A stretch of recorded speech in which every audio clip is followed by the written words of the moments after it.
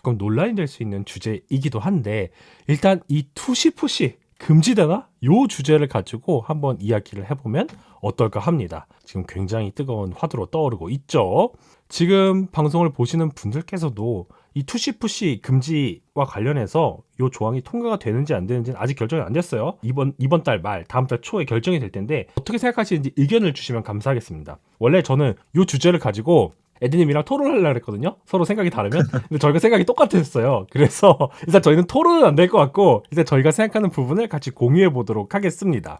일단 모르시는 분들을 위해서 말씀을 드리면은 리그 구단주들이 애뉴얼 리그 미팅이라고 해서 그러니까 올해 같은 경우에는 3월 30일부터 4월 2일까지 이 플로리다 팜비치에서 만나서 회의를 해요. 여기서 굉장히 중요한 어떤 정책 같은 거를 결정을 하게 되는데 이 NFL에서는 이 회의를 통해서 구단주들이 투표할 그런 예정인 그런 제한 규칙 목록을 엊그제 발표를 했어요. 그 중에 하나가 바로 요 투시푸시를 금지하느냐 마느냐 요거였는데요. 해당 제한들이 승인되는지 안 되는지 그 여부에 따라서 리그 룰이 다음 시즌에 변경이 될 수도 있습니다. 그 대표적인 안건 중에 하나가 요 투시푸시 브라덜리 쇼브라고도 불리는 일종의 큐비 스닉 플레이 요것에 대한 폐지인데 구체적으로는 스냅을 받는 선수 바로 뒤에 정렬한 공격 선수가 스냅 직후에 그 선수를 손으로 밀어주는 거 요거를 금지하자는 거예요. 요 해당 내용은 그린베이 패커스 쪽에서 제안하는 것으로 지금 전해져 있는 그런 상황입니다. 그쵸. 사실은 해외 어떤 SNS 같은 걸 보면 뭐 큐비 스닉을 금지하자는 거를 오해하시는 분들이 좀 있더라고요. 근데 사실은 큐비 스닉을 금지하자는 것이 아니라 이제 쿼터백이 어떤 센터 뒤에서 공을 받고 다이빙을 하는 이 스닉이 아니라 뒤에서 밀어주는 말 그대로 투시푸시를 금지하자는 제안이었고요.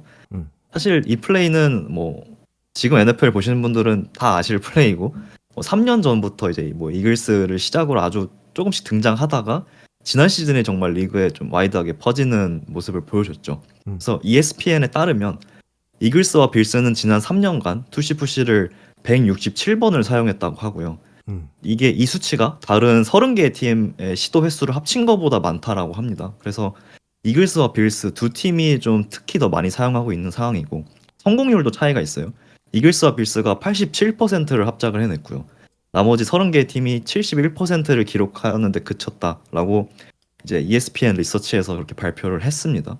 그래서 확실히 차이가 많이 나죠. 심지어 표본으로 봤을 때 이렇게 횟수가 굉장히 많으면 성공률이 떨어질 수가 있거든요.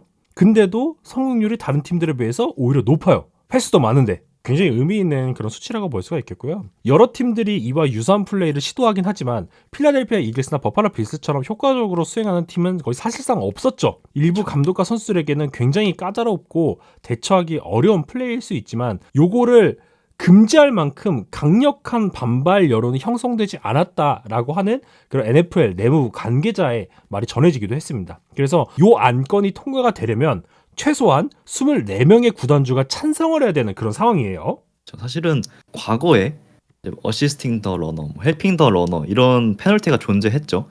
이제 공을 갖고 있는 볼 캐리어를 뒤에서 밀어주는 행위 그리고 앞에서 이렇게 팔로 잡아 당기는 행위 자체가 금지가 됐었는데 이게 2005년에 NFL 룰이 개정되면서 뒤에서 밀어주는 행위 자체는 이제 페널티 대상에서 빠졌다고 하고요. 지금도 여전히 사실 볼 캐리어 앞에서 이렇게 팔로 잡아 끄는 행위는 페널티 대상입니다. 근데 이제 뒤에서 이렇게 밀어주는 게 결국은 가능해지면서 뭐 이런 식으로 투시푸시도 나오기 시작한 거고 뭐 경기 보시는 분들은 아시겠죠. 러닝백이 어떤 태클에 가로막혔을 때 라인맨들이 이렇게 뒤에서 밀어주면서 추가 전진을 하는 뭐 이런 경우도 사실은 경기에서 많이 등장을 하잖아요. 그래서 이런 것도 결국은 2005년에 있던 룰 개정에 영향을 미쳤던 거고 다시 또 이런 식으로 투시푸시가 또 화두가 된 것도 결국은 또 룰 개정에 영향을 미치지 않을까 생각을 하는데 이제 제 개인 의견을 말씀드리면 지금 투시푸시를 금지하는 것은 조금 이르다라는 저는 입장에 있습니다. 앞서 지표에서 볼 수 있는 것처럼 뭐 이글스나 빌스 같이 어떤 특정 팀들이 특히 잘하고 높은 성공률을 보여주고 있는 상황이기 때문에 더 그런 것 같아요.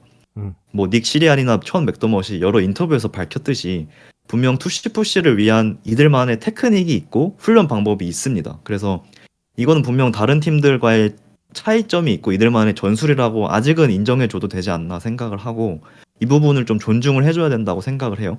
그래서 뭐 이런 어떤 존중의 의미도 있고요. 분명히 빌스처럼 지난 플레이오프 기억하시는 분들 많으시겠죠. 반복적으로 이렇게 하다가 투시푸시 하다가 실패하는 장면이 나오기도 하고요. 뭐 패커스 같은 경우에는 타이트엔드를 이렇게 모션으로 불러오면서 타이트엔드 투시푸시를 하는 이런 변칙적인 플레이도 있고 뭐 이글스는 뭐 투시푸시와 관련해서 뭐 여러 가지 트랙 플레이를 보여주기도 했죠. 그래서 아직까지 제 개인적으로는 이 투시푸시로 인해서 뭔가 경기가 지루하다거나 다양성이 떨어진다거나 하기에는 조금 시기적으로 이르지 않나 저는 그렇게 생각을 하고 있습니다. 저도 사실 에디님과 유사한 입장이고요. 아직은 좀 금지하기에 이르다라고 생각하는 부분이 있습니다. 요 투시푸시에 대해서 반대하시는 분들의 의견 중에는 뭐 이제 부상에 많이 노출된다 이런 의견도 있는데, 사실 데이터를 살펴봤을 때는 오히려 이런 플레이가 부상이 이렇게 많이 노출되지 않는 것도 같이 확인이 되고 있고요. 추가적으로 전술이라는 것은 스냅 후에 이루어지는 플레이에만 국한된다고 생각이 되진 않아요. 오호님께서 약간 채팅창에서 말씀을 해주시긴 했는데, 뭐 케이던스부터 스냅 카운트 페이크까지 다 전술에 포함되는 부분이라고 생각을 하고, 실제로 그렇죠.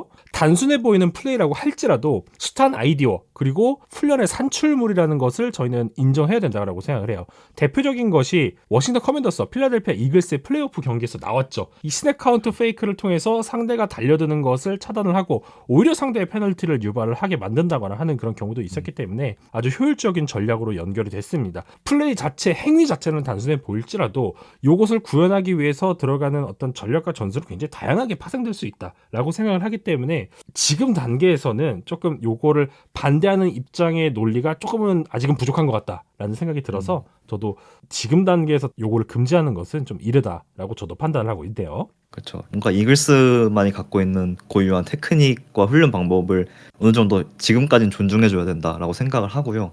하지만 뭔가 이 투시 푸시에 대한 테크닉과 어떤 훈련 방법들이 점점 리그에 퍼지고 상용화가 되면서 어떤 시도 자체가 이제 특정 팀들이 아니라 정말 32개 팀들이 다 비슷하게 기하급수적으로 늘어나고, 성공률도 이제는 뭐 32개 팀들이 전반적으로 비슷해지고 수치들이 맞춰지는 어떤 그런 조짐이 보인다면 그때는 이제 손을 보는 게 맞다라고 저는 생각을 합니다. 시기상으로. 이제 단순히 뭐 이글스나 빌스처럼 특정 팀만이 자주 활용하는 상황이 아니라 이제 정말 32개 팀이 다 쓰면서 이게 뭐 매번 경기마다 서드 앤 원, 포스 앤 원마다 다 이걸 하고 있다라고 하면은 그거는 또 아니잖아요, 사실. 그래서 이게 뭔가 수치적으로 그리고 어떤 시도적으로도 리그 전반적으로 다 어느 수치가 비슷하게 맞춰졌을 때는 그때 금지해도 되지 않을까. 그게 뭐 3년 후가 됐든 5년 후가 됐든 그게 언제가 될진 모르겠지만 그때쯤이 되면 이제 풋볼 팬으로서 이제 좀 그때서 느끼는 건 뭐 전술적인 다양성이 아쉽다라고 느껴질 것 같아요. 그때가 되면. 그래서 그런 조짐이 보이면 그때 다시 한번 논의해봐도 되지 않을까 그렇게 생각을 하고 있습니다.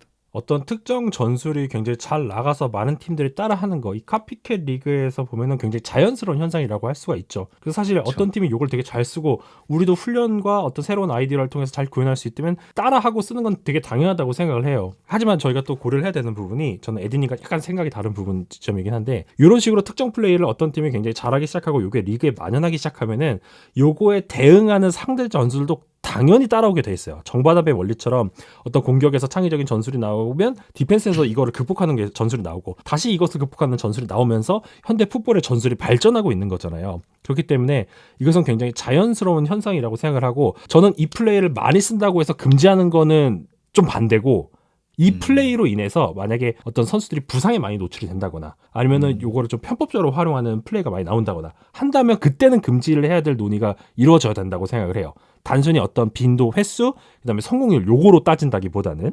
그래서 요 지점은 약간 에디님과 의견이 다르다. 특히 저는 부상이 많이 나오면 바로 이건 논의를 해야겠죠.